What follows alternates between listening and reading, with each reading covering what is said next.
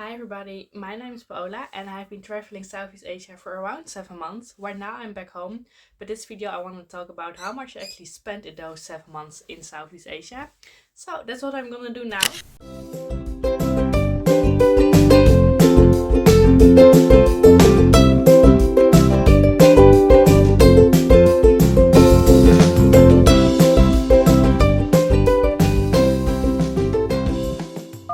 So I didn't work during my travels, I actually saved up a lot. So when I left home, I left with around 7k left, like a little bit less because I also paid my flight from home to Asia with that money.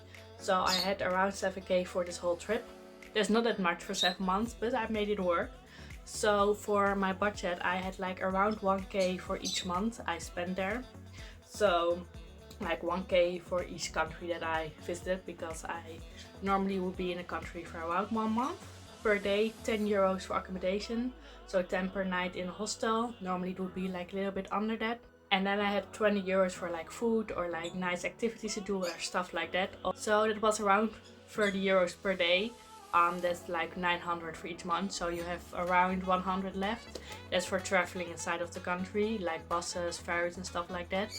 And also I take a lot of night buses, so you didn't have to pay for accommodation that night, so you save a little bit when you travel like that. It would also be with the flights to the next country, because the flights are really cheap there. So normally my flight would be like around 40 or 60 euros, so that would work perfectly. But like if you do the math, that is 7k for 7 months if I spend like 1k for each month. So I didn't spend that much. I also did a lot of volunteering. So I went to hostels and I worked there. Like not really working, because then you would get in trouble with your visa. But I worked there, so I would get my food accommodation for free. And I would work in like receptions or stuff like that. It was actually really nice because you get to meet real nice people and work with the locals there, so I really loved that. So when I did that, I saved up a lot. I think I spent like 200 euros maybe for a month that I did volunteering. I think I did around 3 months of volunteering, so maybe I can say like 1k for those 3 months in total. Probably less than that even.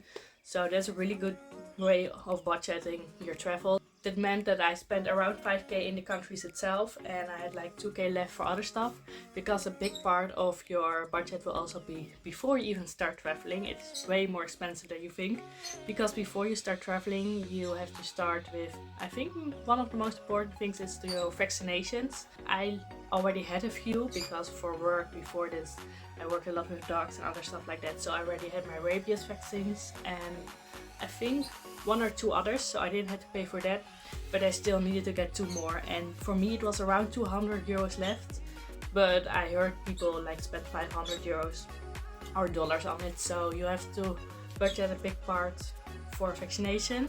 Then you have to get your backpack or your suitcase, but please get a backpack, because you're not gonna like it if you have to carry it through the sea, like I had to do a few times. So for the backpack I have like an Osprey bag. Most people have the Osprey bag. It's around 200 euros. It's a lot of money, but it's really worth it.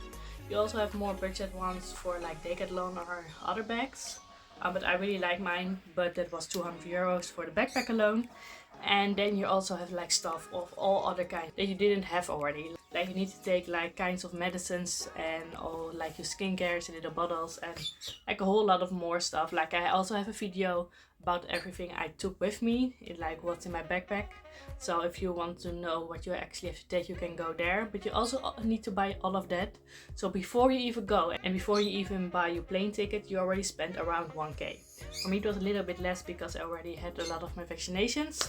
But it was still like, let me see, easily 500-600 euros before I even left the Netherlands. So that's your first expenses. And after that you have to buy your plane ticket. And for me it was a one way, so not a return ticket, so it's a little bit more expensive. I also bought my ticket with a plane company that like a little bit more expensive, because it was my first time for such a long flight, so I wanted one that I really trusted. And now it's gonna arrive. And maybe it's stupid, but that's how I did it. So for my one way I paid for the first time 700. It wasn't even that much. It can be a lot more, but 700. And for the way back it was 600, but the way back I bought when I was in Bali. So my ticket to Asia was 700. So for me it was like 1.5k before I left. It can be like 2k.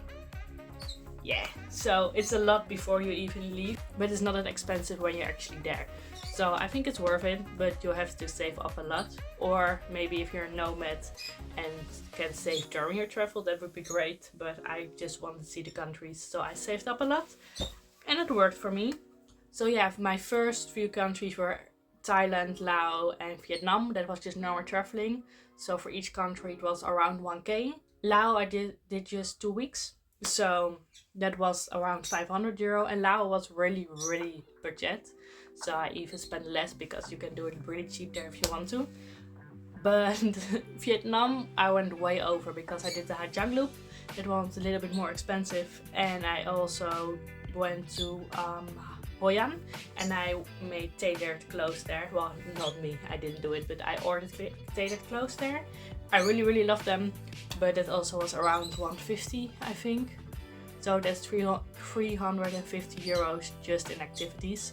So I did not make it in Vietnam, but that's okay because I also did the volunteering, so I'm completely fine. If you really want to stick to a budget, it can be a little bit harder at certain places. Laos was really great.